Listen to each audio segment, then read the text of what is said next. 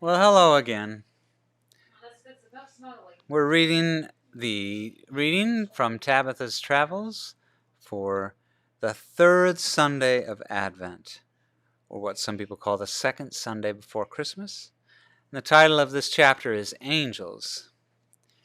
She has just come to the house of Zechariah, where Seth has taken her from Jericho, and she's about to hear the story of how Elizabeth, this old woman, could possibly have become pregnant. And here's the picture to start.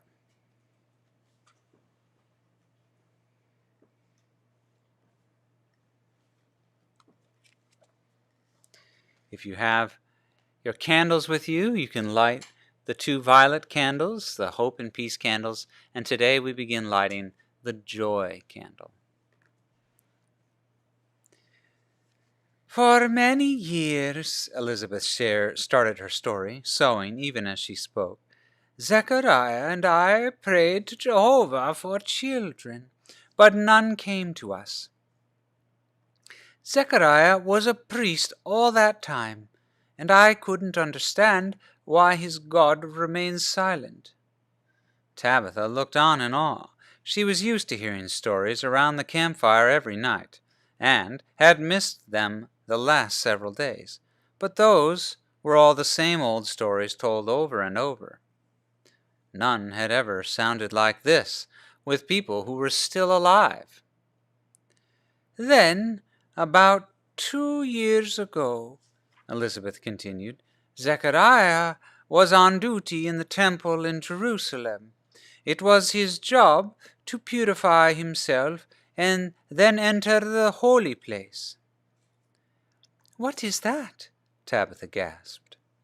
Elizabeth thought for a moment, then said, The temple is made of several areas, with the most important in the middle. First, there is the court of the Gentiles, then the court of the women, the court of the men, and so on. You mean men can go farther into the temple than women? Tabitha exclaimed. Yes, child, that is how it must be.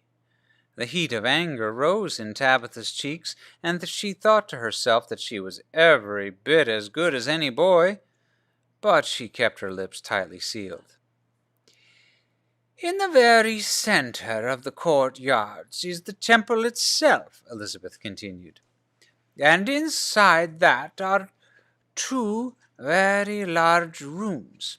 The first is the holy place, where the priests daily burn incense and make offerings to God.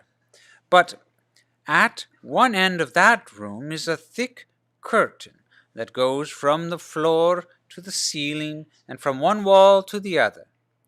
Elizabeth stopped sewing and closed her eyes.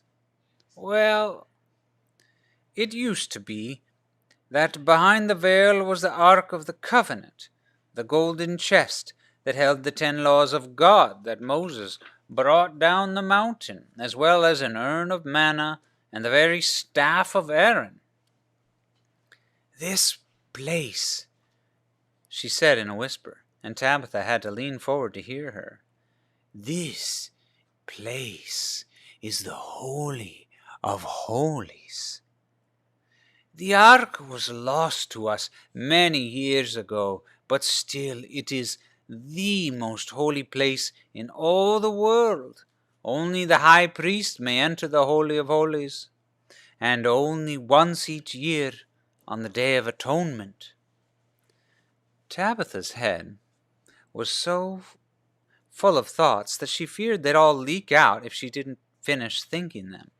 Her first thought was that Zechariah, the old man who was taking her to Jerusalem, had actually been in the house of God. Her second thought was that she'd better stop thinking bad thoughts about Zechariah, and her third thought came out of her mouth. What happened next? The baby cried again, and this time Elizabeth picked him up and cuddled him.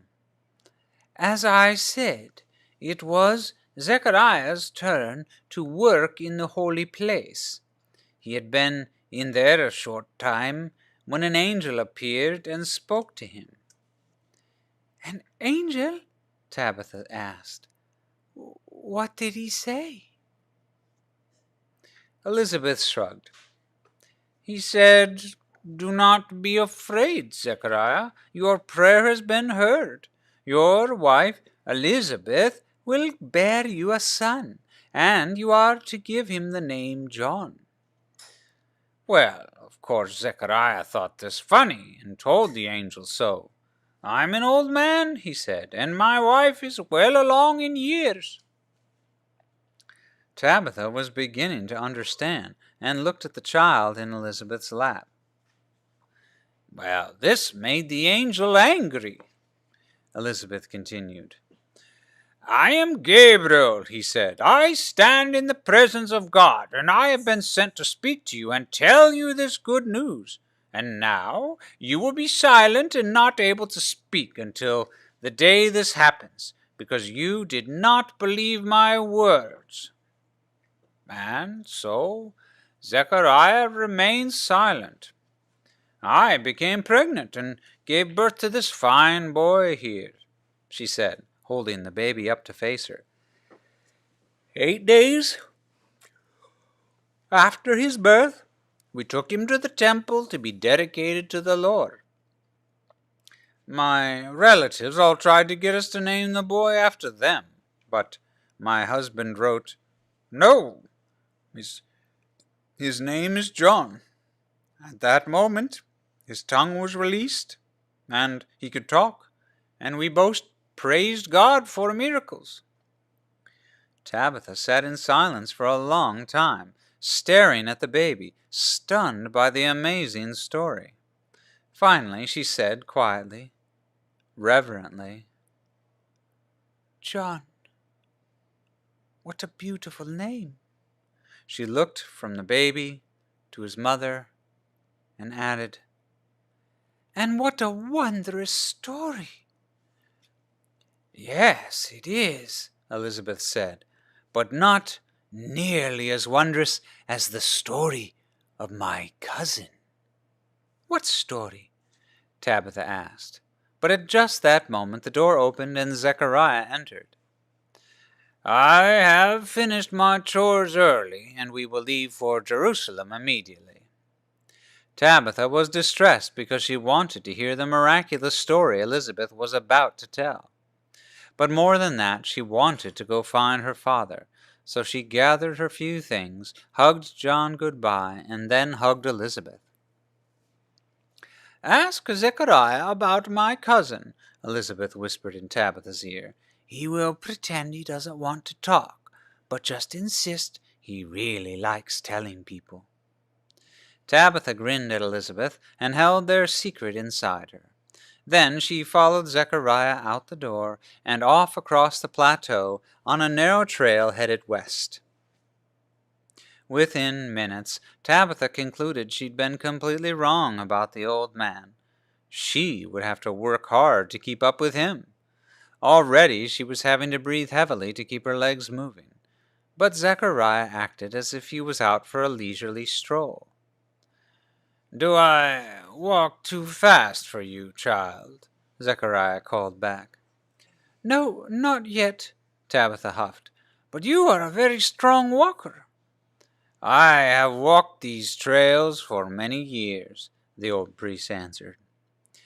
Soon they left the tall, dry grass of the plateau and started down a narrow trail into a sharp canyon. The trail twisted and turned, and Tabitha understood why Zechariah hadn't wanted to bring any animals. Their sure footing would be safer, but they would also travel very slowly.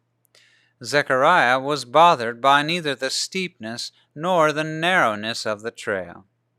And as they started climbing the other side of the barren canyon, Tabitha decided he would make a very fine mountain goat. In fact, she giggled to herself, he looks a bit like a mountain goat. What are you giggling at, girl? Zechariah asked over his shoulder. Oh, nothing really, Tabitha answered. I was just thinking how nice it would be to be a mountain goat right now. Ah, yes, I have thought that many times myself. In fact, My wife has often commented that I look like a mountain goat." Tabitha laughed out loud now, and Zechariah turned with a smile. "I see you agree with her." "Oh, no, I mean—" Zechariah laughed. "There is no offense taken." They reached the top of the hill, and Tabitha's heart sank. Before them she saw at least 3 more steep canyons to be crossed. As far as she could see in the distance, there was nothing but hilltops. Zechariah stopped and pulled out his water pouch. He offered it to Tabitha, saying, "Drink lightly, child. There is still far to go." After a refreshing drink, they started down into the next canyon, and that's when Tabitha finally got up the courage to ask her question. "Zechariah, Elizabeth told me that God has worked a miraculous wonder in your cousin, but she did not have time to tell me the story. Could you tell me?" Zechariah harumphed and shook his head.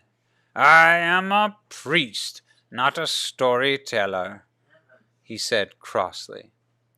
Tabitha would have quit right there if Elizabeth hadn't warned her of this, but now she plunged ahead. "Please, Zechariah, I need a good story to keep my mind off the narrow trails and steep canyons." Zechariah sighed, then said, "Very well, I will tell you the story, but you must not interrupt me." "I won't," Tabitha agreed. "Very well," Zechariah said again. "It all started the day that Elizabeth's cousin Mary came to visit." That's the end of today's reading. Wow, we've learned some big things. Tabitha is getting really close, both to meeting Jotham and to meeting some of the amazing characters in the story of Jesus' birth. She even got to hold John the Baptist. Well, this story reminds us that God is sometimes slow, at least in the way we think of things. It can seem to take him forever to get things done. Why can't he just work on our schedules? Do things when we're ready?